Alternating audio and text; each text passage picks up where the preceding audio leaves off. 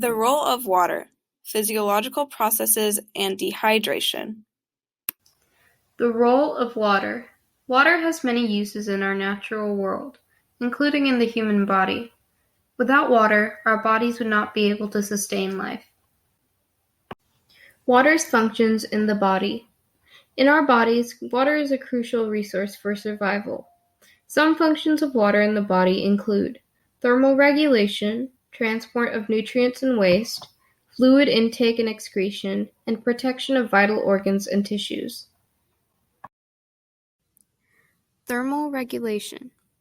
Water absorbs and transfers heat easily, so the human body uses water to stabilize body temperature. Water also helps to cool down the body through sweat. Water is necessary for digestion and absorption and serves as a lubricant for mucous membranes. Water also assists the kidneys by helping to flush out waste. Blood is made up of around 90% water and carries nutrients gained from food and delivers it to various organs and tissues through the circulatory system. Water is one of the main pillars of survival for human beings, so it is necessary to drink the recommended amount of water in order to stay hydrated. Without drinking the proper amount of water, there are heightened chances of problems such as kidney failure and urinary tract infections. However, drinking water is not the only way to ingest it. Water can be found in other drinks, like milk or juice, and even in fruits, like watermelons. Water is crucial in the excretion of fluid and other wastes. There are three main ways that water is excreted: sweat, urination, and breathing. The human body heats up through activities such as work, exercise, or surrounding temperature, and sweat is the body's answer for the rise in body temperature.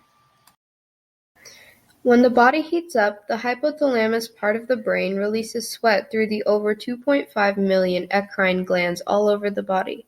The more the body heats up, the more sweat is excreted in order to regain normal body temperature. Urination and excretion of feces is the body's main way of losing water. For feces, if not enough water has been ingested, the body may experience constipation.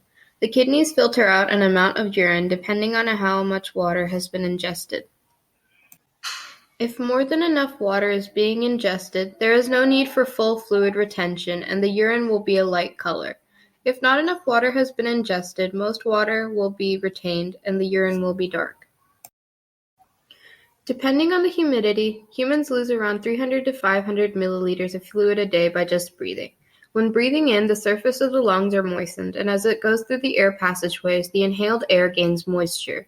When exhaling, the air heats up, becomes humidified, and is lost.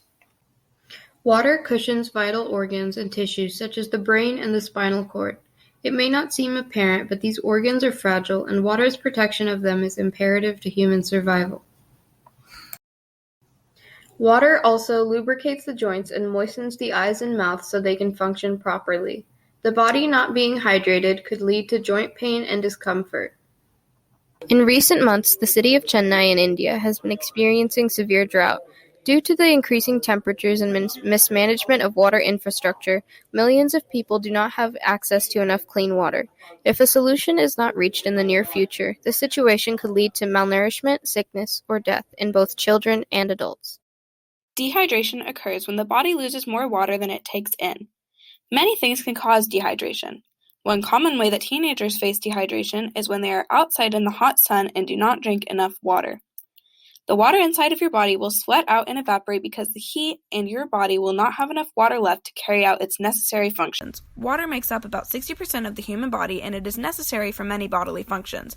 As humans become dehydrated, less water is in the blood, so the blood becomes thicker.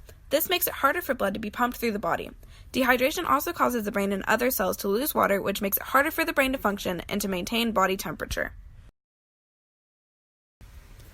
Avoiding dehydration is quite simple. As long as you drink more water than you lose from sweat, pee, etc., then you will not get dehydrated. It is also important to know when you are more susceptible to dehydration. A person is more susceptible to dehydration if they are old, a small child, out in the sun often, have diabetes, or have an illness where they lose water due to vomiting, etc. In any of these cases, it is important to drink more water to make up for the lost water. All mammals get dehydrated the same way. Dogs, cows, monkeys, etc. get dehydrated the same way humans do, and they even experience similar symptoms such as lethargy. One difference, however, between humans and other mammals' dehydration is with humans it is much easier to tell because we can speak. It is important to keep an eye on your pets and make sure that they are always hydrated. It is super important to stay hydrated, especially being students in the summer. Athletes who practice outside must drink ample water to compensate for the lost water. Dehydration is easy to prevent, but if it is not prevented in time, then the effects can be life-threatening. It is important to pay attention to your body and drink water, especially if you are sick or in the sun often. The risk of dehydration is very real in our world today. In the recent UT versus LSU game, the LSU players started getting mysterious cramps. Some people are speculating that these cramps were planned, but it is very possible that these players were experiencing cramps due to dehydration. It is extremely hot in Texas, and if athletes do not drink enough water, they could easily experience symptoms such as cramps. There are 3 types of dehydration: mild, severe, and chronic. Mild dehydration is when the body loses 6% of its body's water. Chronic dehydration varies and builds up over time, but it starts at around 7%. And severe dehydration is when the body loses 10% of its water. Mild and severe dehydration are both acute and can occur suddenly. Mild dehydration is when you are not drinking enough water and you experience thirst and headaches. Mild dehydration is not an emergency and it can be treated at home by drinking water. If mild dehydration is not caught soon enough, it can become severe. Some signs of dehydration are dizziness, fainting, and rapid heartbeat. Severe dehydration requires immediate attention and hospitalization. Patients will get water through an IV. If it is not caught in time, seizures, brain damage, and even death could occur. Chronic dehydration is different from severe and mild. It is an ongoing issue where you are constantly running on less water than you should. It may not seem like an issue all at once, but it can build up and become a severe issue. This can occur in many ways. For example, if a person works outside on a daily basis and does not drink enough water, they can become chronically dehydrated. Chronic dehydration has different symptoms from the other types, including constipation and dry skin. If you are chronically dehydrated, it is not enough to simply drink more water. To treat chronic dehydration, you will need to drink more electrolytes, and in some cases, you may need to go to the hospital and get an IV that provides your body with water.